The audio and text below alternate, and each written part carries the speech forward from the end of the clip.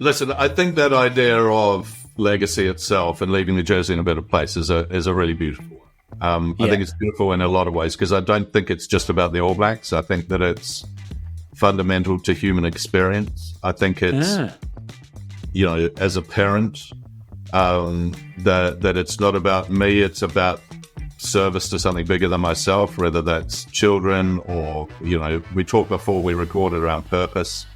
I think there's something that is very, very small yet spiritually powerful about that.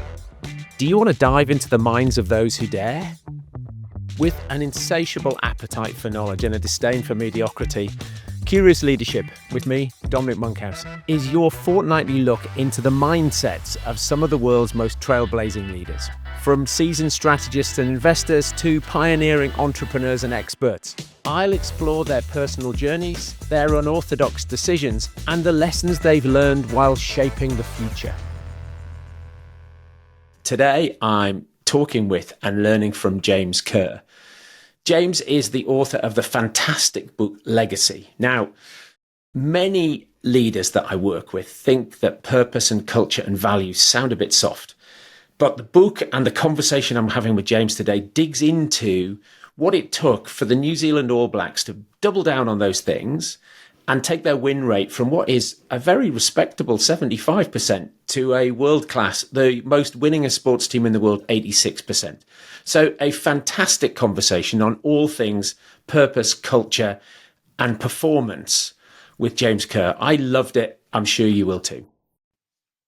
Hi, my name is James Kerr. I'm the author of Legacy, which goes inside the New Zealand All Blacks to look at their culture, leadership, and mindset towards sustainable success. I'm a performance coach. I work with elite teams around the world, and I'm a speaker. I like to get up and say a few words sometimes. Why the All Blacks? Well, I'm a boy from Aotearoa, New Zealand, the land of the long white cloud, and the All Blacks are our guys. They're kind of proof positive. I live in the UK now, but I kind of still call New Zealand home. The All Blacks are kind of proof positive that a small, committed group of people can take on the rest of the world and win and keep on winning. They are the most successful team over the last 125 years in terms of sustained success.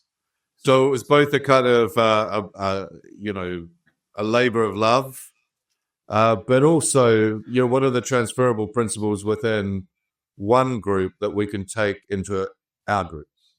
So it was a great opportunity, really, just to focus on what it takes to kind of become and stay the best. Did they give you unfettered access? I mean, did you write this from the inside or did you write this sort of from the outside? Legacy was actually the second book. I did a book with them called Manna. Manna means the sort of the spirit inside, respects, authority, and so on in the Maori language. And I had the access originally through that book, but then, of course, I formed relationships.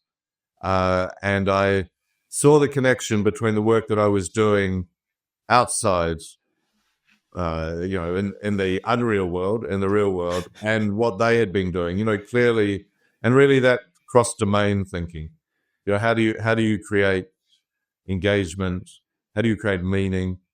Why does purpose matter? Why does culture matter?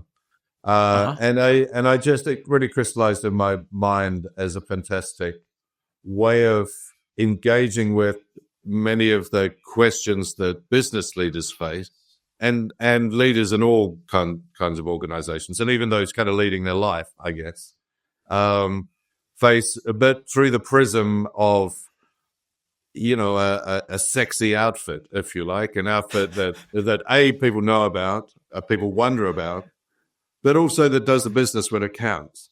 And so I just thought there's a book in there somewhere. You said you're a performance coach. Who's your audience? Who's your customer? Sport, military, and business. So I've worked in the Premier League. I've worked with Tier 1 Special Force outfits. I'm a C-suite level with the CEO and his or her team. Really, again, the principles really are the same. across all great groups. And many of the challenges are the same. The context is obviously very different. Yeah. But you have, you have issues around silos. You have issues, interpersonal issues. You have the need to connect around kind of common values and common cause.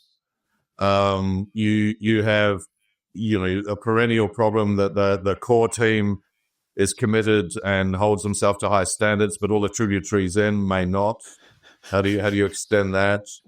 You have issues around change, around defeat, around your resilience, personal resilience over time. How do you maintain performance at a high level consistently? How do you get that balance right? So many of the challenges and the opportunities are very much the same, whatever domain you happen to operate in. And so I try to apply those principles across different spaces. And have you read Captain Class? I have, yeah. And I mean, I thought that was interesting because I think the All Blacks were the only team in that book where they were in twice, weren't they? Yeah, because the premise of the book is some teams win, but some teams create a sort of dynasty. Yeah, and the All Blacks have done it twice. I deeply respect the book. I do challenge some aspects of it because it is very personality focused. It is the captain's class, and I think that we are products of our environment, and there is a synergy between the character of the captain, if you like, or the captains, the leader, and the culture and the expectations of that culture. Yeah.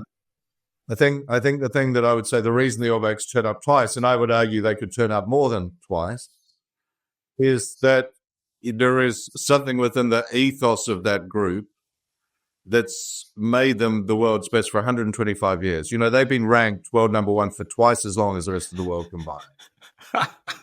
Right? Twice as long as the rest.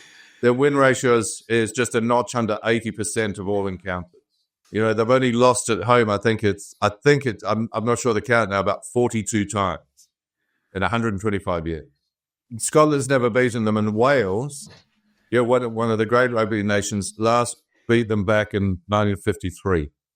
Do you know what? One of the stories from your book, which I tell all the time, because often we're talking about rituals with clients, and jump on the seats of the bus and shout, "We never lose in Wales," as they go over the Severn Road Bridge. And it's like, these are grown men, but I just love the playfulness of having that as a ritual that then, but also reminds them of the standards that they're held to, the expectations that they had.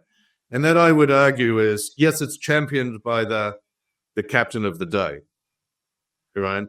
But it's also expected by a nation, and it's expected within that group. Their expectations are higher, in fact, than outside the group. Now, that's not just about the personalities, the people in the jersey. It's what the jersey means. And there is something in that tradition, I think, that has been handed on and handed down, and it's changed over time. That means that if you step into that space, if you become a steward of that jersey, you become the keeper of the flame, if you like. And that's a tremendously powerful cultural belief system, I think. And so, if we talk about captain's class, yes, there's a sort of a small sticky core of extraordinary a leader or leaders who are able to generate that around themselves, but also that is generated around them. And it's something that you see in a special force outfit. For instance, there have been great sacrifices made in order for the current generation to be who they are now. And you represent that past. You represent that history. You are a steward of that history. You leave the cap badge in a better place. That idea, that ethos, if you like, I think gives power to that captaincy rather than the captaincy give power to that. And so that would be my only quibble with that interpretation. And I think ultimately the ethos outlasts the individual in a great group. And if you can get an ethos right, it doesn't it does matter clearly who plays, and people need to step up. But it's that ethos, that characteristic spirit, the character of the group. I read Clive Woodward's book, Winning, about the difference from him in 99 and 2003. And he sort of said, look, I'm not going to pick people who are negative under pressure, right? And you think, well, that would be that. Maybe that's a type of thing that then transcends manager to manager, but it doesn't in England, right? The manager turns up and it's like, well, whatever he said is all bollocks. And the All Blacks have this, as you say, you have this tradition, that cultural tradition that transcends, individual teams. There's a consistency that constantly seems to raise their game. But I'd love to get you to tell the story of that transition from the amateur era to the professional era. You sum it up well. There's a strategic offsite, I think, where people decide, that they're gonna do something differently because things aren't working. The All Blacks have been an exceptional group for 100 years or thereabouts before professionalism came along. So they were almost professional before professionalism was a thing, yeah. Except in certain areas. And one of them was around alcohol. And part of the tradition, the heritage, I guess, of the group was a sort of sink or swim court sessions after a game where they'd, you dropped a ball, you drink, you scored a try, you drink. But the world had changed. And it came to a head 2004, 2003, I'm not sure exactly, in Sun City in South Africa. See, I'm not even sure my dates are right here, but I need to come back. In Sun City in South Africa, and the drinking got out of control. It was a big thing. And the Springboks, they'd lost to the Springboks, and they'd come last in the Tri-Nations. So it wasn't working on the field, it wasn't working off the field. And there's an argument to say that, some of the players have got a bit big for their rugby boots. Professionalism had made them economically more viable, more commercially, given them more fame, individualized them a little bit. And Wayne Smith, the great Wayne Smith, who was the then assistant coach, or said, we either fix this or I'm out of here, pretty much. He said this is not going to cut it anymore. And that really was the catalyst for a series of conversations around culture, but ultimately around culture and standard, who we are and what we stand for. And that manifested in many different ways. Clive, when you mentioned Clive Woodward, when he came with the England setup, one of the metaphors that he uses, it's like you inherit a country house that hasn't been renovated since 1953, So you wait for a sunny weekend and you put everything out. You take all the furniture out and you put it on the lawn. And then you only choose the stuff you want to put back in. All the rest can go off to the dump. And then you get a chance to kind of refresh. You take the best stuff and all of the drinking habits. Let's get rid of them, but let's keep this idea of legacy. And you put it back in and you start to really define who you are, where you're going, why it matters. Those the kind of the three pillars, I think, of a great culture, kind of values, vision, and purpose. And they really began that conversation, and it was a very deliberate resetting. And around that time, a phrase appeared. Brian Lahore, a former captain who was the manager of the team, or at the time, which is better people make better All Blacks. So it was a focus on character and develop holistic development. You can be a great player, but we really want you to be a great human being. Yeah, a great leader, really. So there's a phrase I use. One captain but 15 leaders. How do we all step up? How are we all making that difference all the time, every time? Now, collectively, that's usually impactful and hugely powerful. Bill Walsh, the former coach of the San Francisco 49ers, said, championship teams are the result of kind of cumulative character. It's the decisions, the hundreds of decisions we all make every day cumulatively by sort of marginal gain will lead to breakthrough results. The San Antonio Spurs call it pounding the rock. Take a piece of rock, take a piece of marble, chip away 50 blows, 75 blows, 100 blows. Nothing will happen. 101st blow, maybe you get your breakthrough result. But it took the 99 blows that came before, or the 100 blows that came before to get there. And that's the accumulation of characterful decisions. Wayne Smith calls it kind of, I think he calls it leaderful teams. Teams that are full of leaders making decisions. They know what they stand for. They know what they want. They know where they're going. They know why it matters. They seek to create the conditions that their teammates flourish. San Antonio Spurs again say, how can I make my teammates better?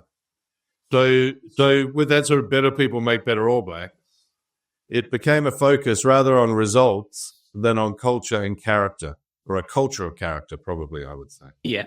That's, proved very powerful.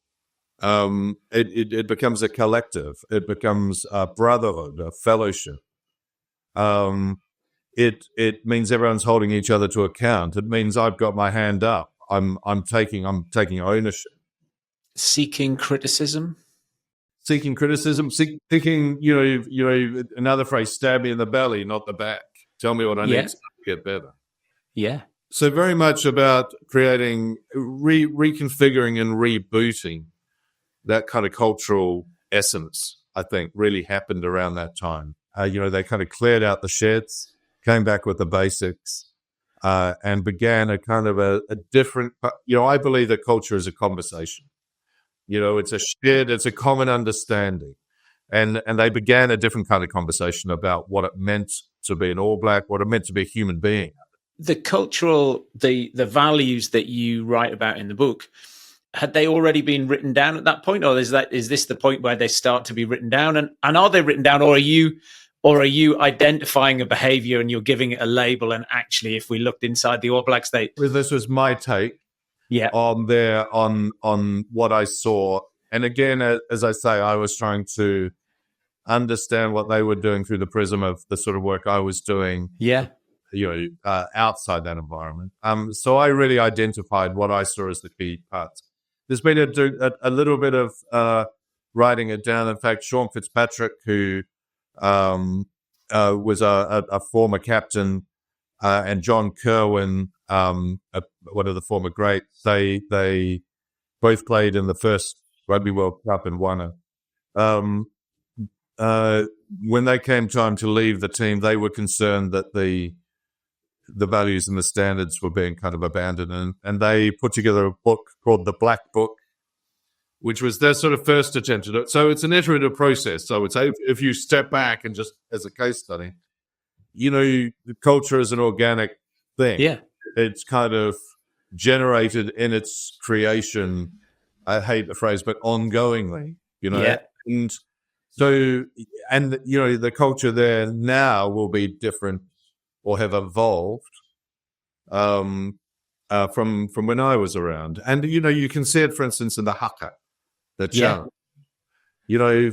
Once upon a time, the haka was a black and white minstrel show travesty.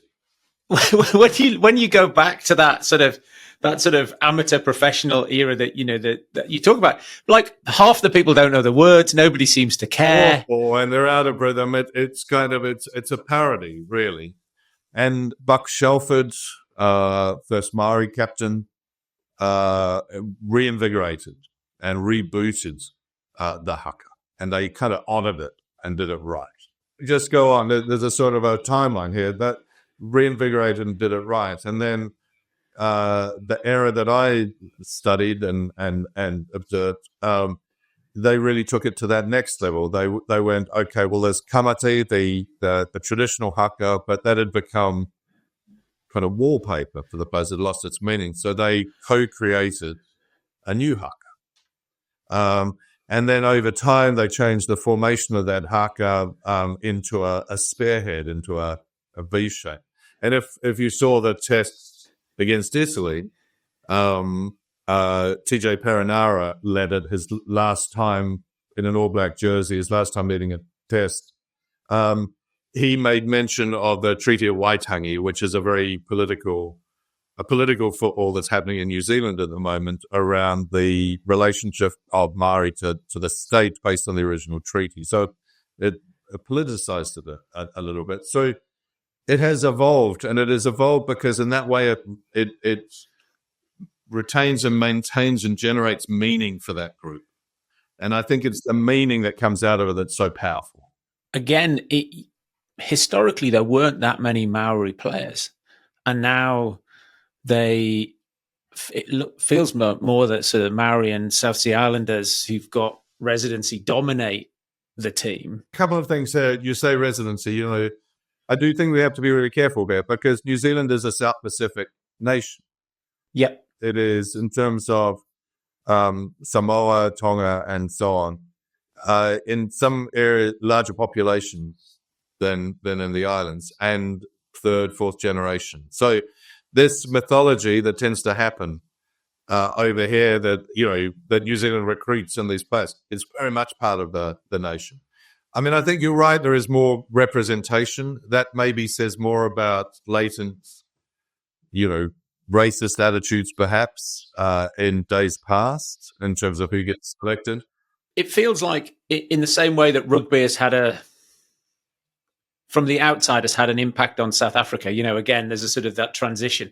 I just felt as though maybe there's a change in the relationship. Like in the UK, you don't have any Indian or Pakistani guys, very few playing rugby, but much more representation in the cricket team. And so some sports, rugby being the national sport, looks like it's had some sort of... It definitely has. I think the demographic has changed a bit. And, and I think, we talked earlier about that sort of change over time. The old school command and control, public school, private school approach to leadership, you can't cut it anymore. You've got a very different set of cultural assumptions that come in with a Pacifica around respect and dignity and a good thing too. And so that the nature of leadership and the nature of kind of collective ownership and the collective, I think, changed essentially within that group. In the old days, it was my way or the highway. Now it's, okay, lad, how are we going to do that? Wayne Smith again, who deserves huge credit for a lot of these changes. He's an exceptional thinker. He told me that he tries to go through his week now not telling anyone anything. He just wants to ask questions. Now, if you think about, I don't know, English coaching, I'm not entirely sure that model is caught up yet. Well, do you know what? There's a great, I don't know if it's still online, but there's a great RNLI video. Oh no, it's the Sailing Federation, and it's how to make a cup of tea by only asking questions as an example of great coaching. And if you, in some senses, it's just absolutely ludicrous to say I'm going to teach people to make a cup of tea by asking them questions. But it's that, if you don't set it up like that, you don't realize what's possible, because it's just much easier to tell people what to do. Well, it's much easier and less effective. Yeah. Because, if you tell someone to do something, usually it's in one ear or the other. They're not listening, right, to begin with. Or they resent the fact that you're telling them what to do. Or they think, actually, that's not how my grandmother taught me how to make it. Who the hell are you anyway? You're wrong. Whatever it is, whatever the response is, reaction is. But if you say, hey, do you feel like a nice warm beverage? Yes. They have to search inside themselves. They have to go inside. So they internalize it. And then you go, do you know what a tea bag is? I don't know. Yeah. Yeah, I know what a tea bag is. And once you've gone through that process, you've had to sort of rummage around inside yourself a little bit, and then articulate the answer to yourself, then articulate the answer out in public. And by the time we've been through that process, we'll the line I use, we'll stay up late and order pizza. We feel a sense of ownership. And it's kind of empowerment 101 in a way. There's a military phrase that that, empowerment is people executing a plan they've had a part in planning. Yes. And if you ask questions they've had a part in planning, it's not an opinion, it's not your opinion, it's their opinion. And so that reversal, if you like, that flip, is engagement 101. It's about creating a coalition of the willing through smart questions. And we know in organizational change around, appreciative inquiry. For those of listening who don't know, I'd give it a Google, which has, I think, 5 principles. One, and probably the most important one, is that the questions we ask are fateful. The questions that because we ask those questions, it means we're putting our attention on that aspect. Now, if we come with, this is how we're going to do it, you're not really getting beneath the skin of it. If you go, how should we do it? What's going on here? You get to some sort of first principles understanding together of what's going on. And you mentioned your daughter, you have a 10-year-old daughter. Yeah. Much better to ask her what it might be like to have a clean bedroom than tell her to clean up a bedroom. If you tell her to clean up a bedroom, it's like, no way. If you say, wouldn't you like the best bedroom in the world? She's more likely to go, yeah. Well, do you know what? I was sharing with her last night that I had realized that the best way to get her to do what I wanted to do is to tell her she doesn't have to do it. I said, you need to wash your hair. And she's like, no, I don't. I'm playing hockey tomorrow. I don't need to wash my hair tonight. I said, okay, don't wash your hair then. I don't care. Go to school with greasy hair. And the next thing I know, she's in the bath. She's washed her hair. There's a sort of an embedded question there is, you don't really want to go to school with greasy hair, do you? Yeah. Really? I don't care. It's not my hair. It's not. Clearly, I think it's probably the quip I should throw in at that. but that idea of empowerment, of leadership, of influence rather than power. I think, so we talked about, in a military context, there's a line in the military, if you have to give an order, you've lost already. Yeah. Right? If you're enforcing your rank, you're not leading. You're telling, and you'll get that kind of malicious compliance. You'll get the kind of, the going through the motions of things because people aren't engaged. It's not their choice. People want that sense of autonomy and choice and reliance on self, and that's my project. And I think one of the tricks of the trade, it's not even a trick. One of a technique is really you go, how do you make my idea other people's idea? And we talk about military again. The leadership doctrine, mission command in a military setting is, you get the right people on board. You train them right, make sure they've got the capability. You resource them right, make sure they've got the capacity. And then you communicate in a certain way. You communicate intention. That's called the commander's intent. This is the end game. Would like you to do X in order to achieve Y, right? And then you get out of the way. And then what that does is that means then the subordinate, if you like, that has ownership, and the how is up to them. Yeah. So they have the autonomy that's required. Now, asking questions is not too dissimilar to that if you think about it, leading with questions. You might go, listen, the intent, we all know that we want to achieve, I don't know, better quarterly results, whatever it is, right? In order to achieve better annual returns, in order that we get our bonuses, whatever the narrative is. In your area, what do you reckon? How? And then, you have people bring it. But as soon as you're going, therefore, I want you to knock on more doors or whatever it is, they're going, nah, wrong thing. Yeah. I don't fancy knocking on more doors. And anyway, it's not going to make a difference. They know, in humanist psychology, they say, the expertise is in the room. As a leader, isn't it our job to unlock that expertise, the potential that's in the room, and to use those resources? So, if by asking questions, you're a data point of many, not a data point of one. Let me interrupt the conversation just for a minute because I don't want you to miss this. My new book, Mind Your Fucking Business, is out on Amazon. If you're thinking yet another business book, I think you're wrong. This is actually a blueprint to cutting through the noise and achieving unparalleled success for you.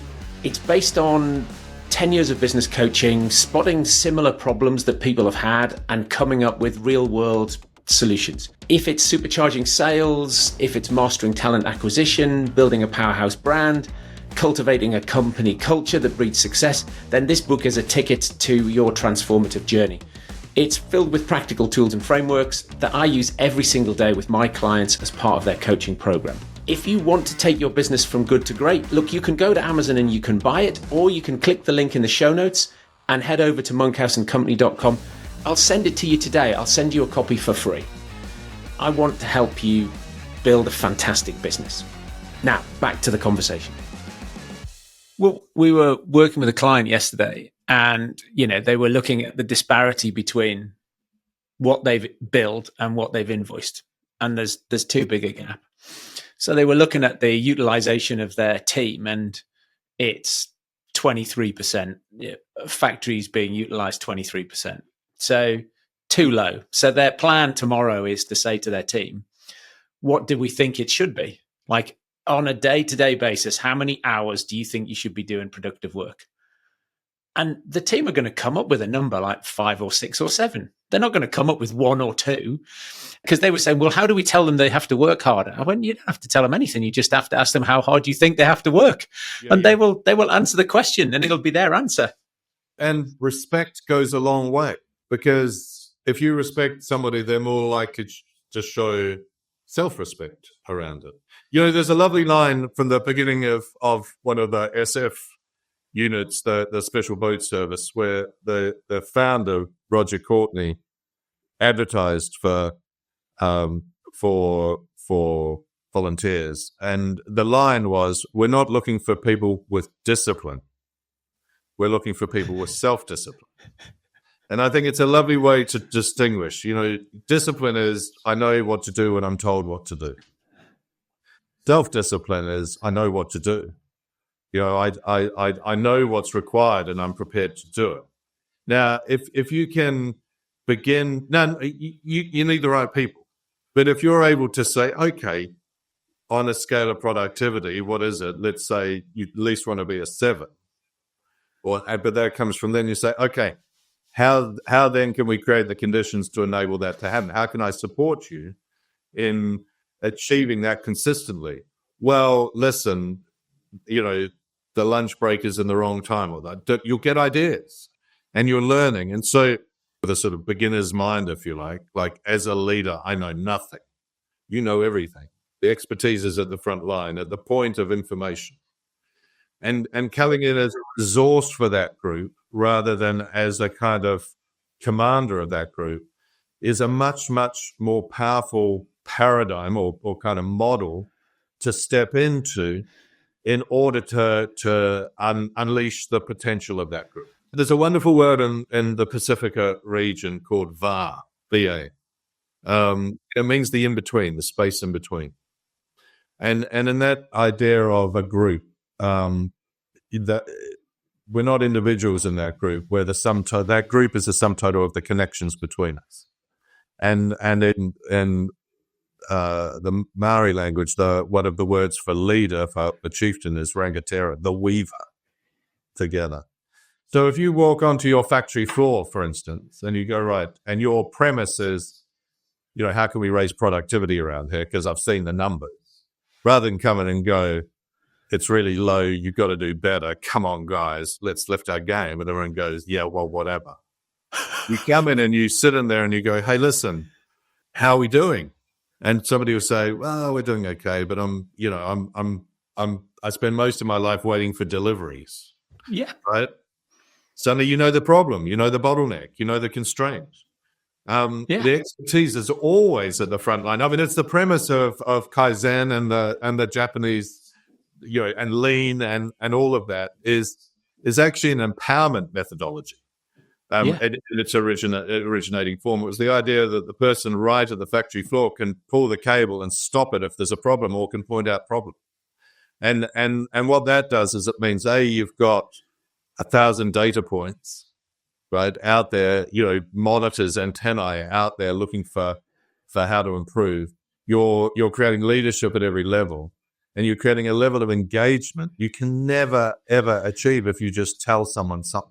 You've created the psychological safety to allow people to stop the line, which just is the antithesis. And Kozen, that was very difficult. They had to, because the Japanese hierarchical society just post-war, no one really wanted to put their head above the parapet. And so they would paint reds, they call it the red square. They would put a red square on the floor.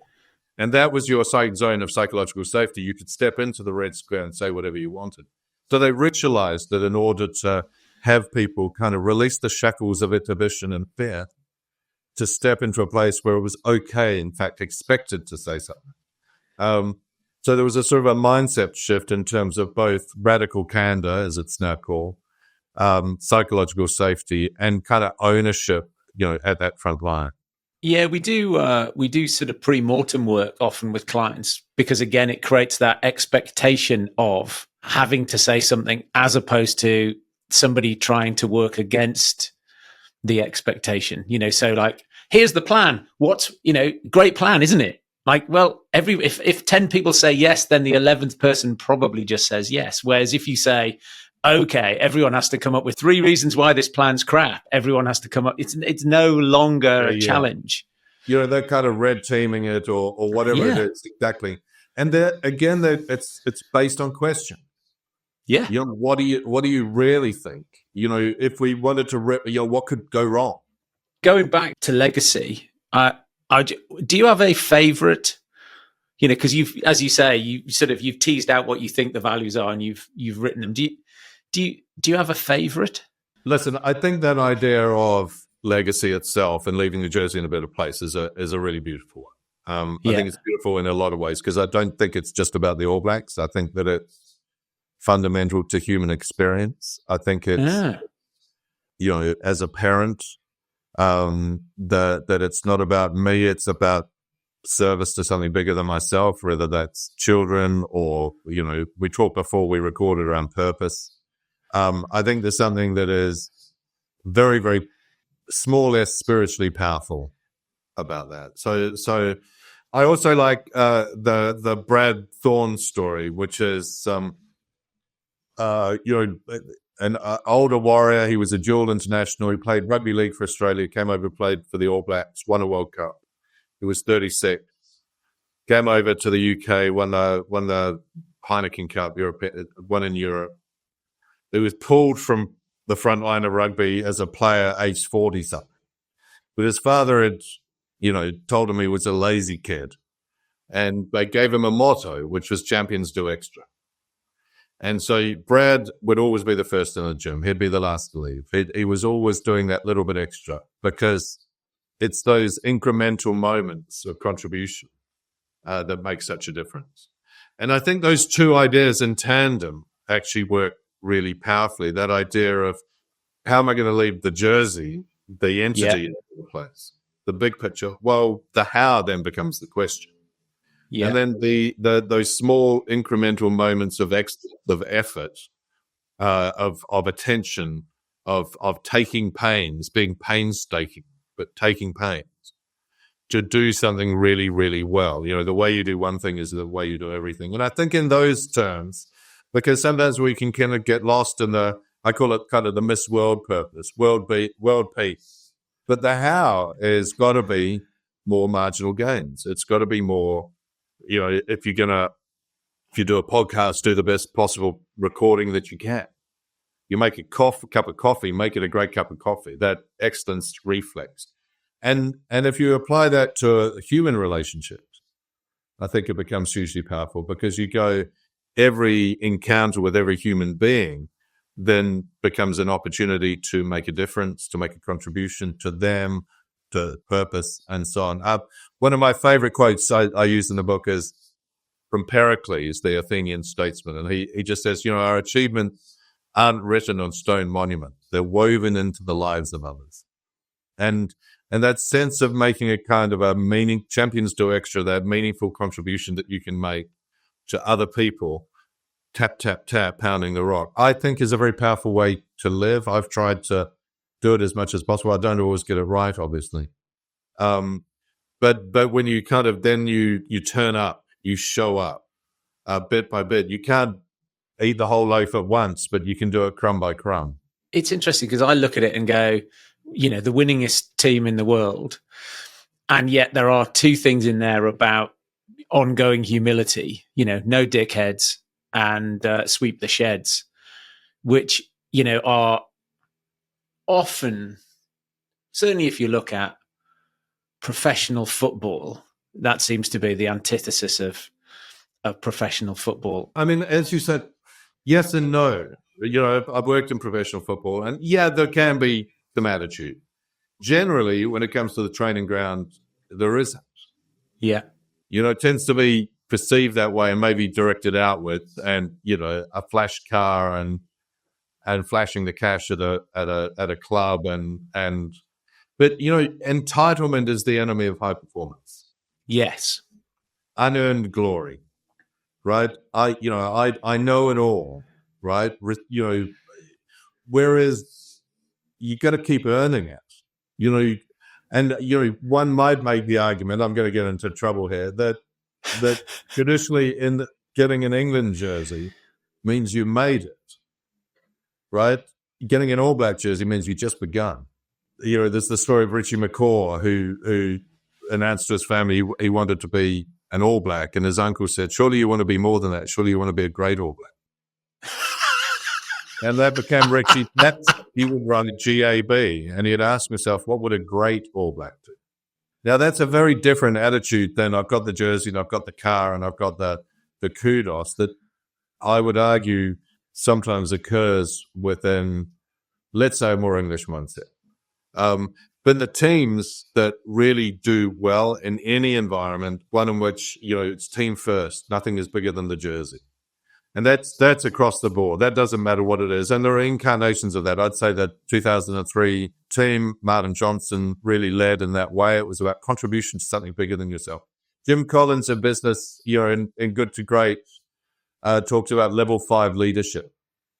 Lao Tzu talks about that idea of servant leadership. Greg Popovich, talks about getting people who get out of from the San Antonio Spurs who have gotten out of their own way, right?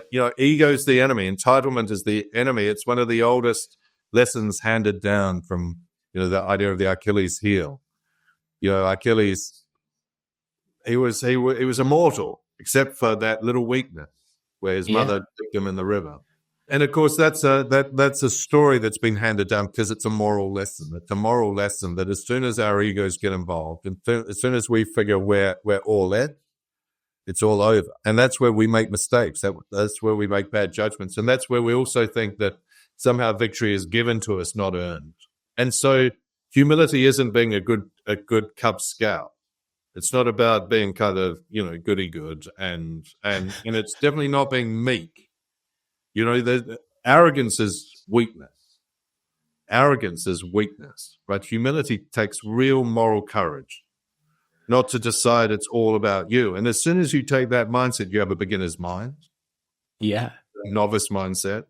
You're a decent human being to other human beings. You don't think that you're better than. It's not a coincidence that the British essayists, their ethos, talks about humility in a sense of humor. It's sort of the fourth tenet of their ethos, because, as soon as you get ahead of yourself, you kind of, you begin to lose, really. And, we've seen that in all sorts of, right now, Manchester City are going through a tough time. Haaland, went to Arteta, I can't remember the phrase, but it was about humility. And now, of course, the backlash is to who's humble now. Yeah. As soon as you get to that point where you think you're all in, it's all over, I think. And, we know that in life. You invest badly, you drive badly, you make crappy decisions. So humility becomes a bedrock, I think, for growth, for making good decisions, good judgment, and for better connections between human beings. And then within a group, that better connection means you're serving the interests of everybody else, a collective interest rather than your own. And if everybody's doing that, you have a very powerful group. Fab. I think that's it's a great place to jump off and ask you some rapid fire questions then. Oh, okay. Yeah. What drives you every day? What drives me every day? Well, that's a good question. Without sounding like I'm not humble, the idea of excellence, I think, in terms of kind of doing it right, the best that I can, being the best version of myself that I can be, perhaps. Okay. And what do you think your genius is? Again, at the risk of humility. I think my sort of super strength is the ability to articulate ideas, and I'd probably call it a synthesis between sort of strategy and creativity. Probably is the ability to have an overarching idea of how it all fits together, but the ability to, I call it three things: to synthesize, simplify, and storytell. To bring it all together, bring it down to the essence, the sort of first principles, the nub of it, and then wrap it or tell it in a story that provides context and engagement and entertainment, maybe. What unpopular opinion do you hold? Well, unpopular opinion. These are good. You didn't warn me how good these questions were.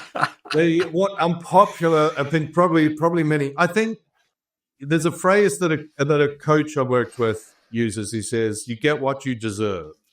Yeah. You get what you deserve. That life's not fair. You don't always win, right? But you get what you deserve after, usually. What you put in tends to be what you get out. Not always straight away, and you don't always win, but you kind of get what you deserve. And so I think the unpopular thing, it becomes around, because it can be hurtful to think about this, about that absolute self-responsibility and accountability for, you can't complain. Well, the ball was slippery or whatever. Deal with the slippery ball. Yeah. And sometimes I think that's unpopular because that can be difficult to hear. When my kids come to me and they are about to complain about something, I say, life's not fair. All rules are made up. Nobody's in charge. Is it any of those three things? Because if it is, I'm not interested. Yeah. And they just roll their eyes and walk off. What's the most significant risk you've taken? Oh, I think there's a number of them. I think anytime you set off to write a book, it's a significant risk because you spend years getting there, and who knows whether anyone will read it or care. So I think that's a pretty significant risk in business terms. I think probably the most significant risk is choosing my life partner.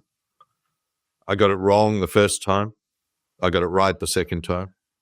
Polly, my wife, of course, it's a massive, massive risk stepping into a relationship. We're in our 20-something year now, and who knows how that might have turned out. So I don't know. Hopefully I get brownie points at home.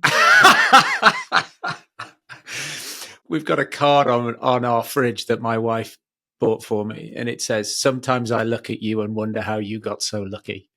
Wow. I look at myself and wonder how I got so lucky. So it was a risk, I guess, that paid off. How do you measure success? I don't think you can. I think success is fleeting. Okay. And I think that, any measure is fleeting in a way. I think when do I feel successful? I think, I think the love of a family is probably about as good as it gets. Very good. What's the most recent thing you've learned or recent skill you've acquired? I should have done some homework on this. Where my mind goes on that is, I'm a writer and I'm writing and there's a phrase, write what you know. There's another phrase, write what you don't know. And so I think areas that are kind of lighting up for me at the moment in terms of learning are in terms of performance, in that performance space are around, some of the sort of the neuroscience of kind of the way we're wired. I had a really, really interesting conversation with a client who's very interested in neuroscience and was talking about the amygdala and which we always see as the sort of reptilian fear response, right? But in fact, within the amygdala, there are other aspects to it that there's really the opposite, is the counterbalance. And there's that idea that, and so monks, when they kind of meditate on compassionate kindness, develop an aspect of the amygdala, like it thickens, if you like, that's really about compassion and love. Uh-huh. Right at the base of our human experience, right in our reptilian response pattern, there's love and hate, or fear and love, or, expansion and retraction, or however it is. And that we can impact that with the choices that we make. And I think it's a Cherokee phrase, there are two wolves, one that's angry and the other that's friendly, within us, and which one will prevail? And of course the answer to that parable is the one we feed. Mm-hmm. And so I've been engaging with that as a sort of, how do we, without sounding like an old hippie, how do we choose love? How do we choose to create a positive aspect as an antidote? And of course, that's the great civilizing force. And if you take that into performance aspects, you might think about the work, that the England cricket team has done around, it's called baseball, to Brendan McCullum, that idea of how do you bring that kind of reward-oriented attitude, the kind of go for the gap attitude, into life. And there's a lot of the sort of physiology around it. There's a behavioral activation system, which is reward-oriented. There's a behavioral inhibition system that's based on how much dopamine you have in your system. So how do you create the conditions within enabled to stay in that reward-oriented space, I think. So I've been really exploring and trying to learn about that and understand that, because I think that becomes about how do we show up in the world. And the world's you get what you deserve. The world's a mirror to what we bring. So I think that's probably the area that I'm digging around in. Do you know, I was laughing because I when you were saying that was your unpopular opinion, I suppose I have an opinion that mirrors that, which is sometimes when other people's children, I feel that parents get the children they deserve often. And so when they're complaining about the behavior of their children or lack thereof, I think that's absolutely right. We all complain, and it's relieving to have a bit of a bitch session about anything. It relieves tension, it relieves pressure, but it also relieves us of responsibility. Yes. And one of the most painful thing to sit with is the idea that, maybe I can change it. Maybe I should have changed it. Maybe it's on me. Maybe I screwed up. Maybe I'm a shitty parent. All of those things. Now, that's hard stuff to sit with, right? Really hard sometimes. Much easier to say, he was always a bad one, or whatever, right? And so that kind of trying to be absolutely accountable for your own stuff, I think becomes a life's work sometimes. Because, and in a way, Field Marshal Slim, the British Army leader, he said, leadership is just plain you. It's you. It's authenticity, it's accountability, it's all of those things. If we just think it's all going to happen, then we're somehow outsourcing the impact. It's on us. And, I'm not even popular with myself saying that, because it's hard. It's a hard truth. It is. And then you take that into the team, and it goes back to that, seeking criticism. It's like, it's hard for me to say it to myself, but I want my colleagues to point this out to me so that I can sit with it. Stab me in the belly. Yeah. And I mean, it's not an easy thing to do, because, we talked about the reward and the inhibition. If there's too much criticism and too much incoming, we physiologically retreat, and that impacts performance. If we feel we're being scrutinized, surveilled, judged beforehand, if I walk up to give a speech, say, and somebody I saw your speech the other day. I didn't like this bit and this bit. Right, I'm going to walk up there and not perform. So you've also got to get that right, that balance right, I think, between kind of challenge and confidence. And, generalship, that idea of general, it comes from the original root of the word is judgment. How do we make the right judgment on the conditions that we create around us? One of my favorite quotes is from an educationist. He says, I've come to the frightening conclusion that I make the weather, that I create the climate. I create the conditions that kind of resonate beyond me. So who am I being as a leader in this environment, and what are the conditions that I'm creating? And it becomes, and then responsibility and accountability for the ripples that go outwards are on you. So rather than walking into a meeting and screaming and shouting, it's like, well, it's not. Another coach I've spoken to said, it's all right to fly the plane, but you got to land it. It doesn't matter what your message is. You got to land that message. Yeah. So you make the weather. What is that weather that you're creating? And so again, I guess it comes back to the stuff I'm playing with at the moment or engaging in at the moment in terms of learning. Other than picking up a copy of Legacy or listening to Legacy, what other books on the topics we've discussed today, or anything else you've been listening to or reading recently? Yeah, the best way to develop as a leader is not necessarily through leadership books. Often, Man's Search for Meaning, I always recommend. The Viktor Frankl book,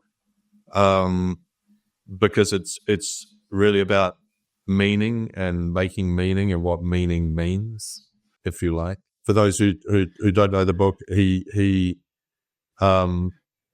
was in the camps, Jewish, went to the camps, survived the camps, and he writes about how and who survived, and around purpose and meaning, and how that created the kind of the resilience and the resourcefulness that it certainly took him.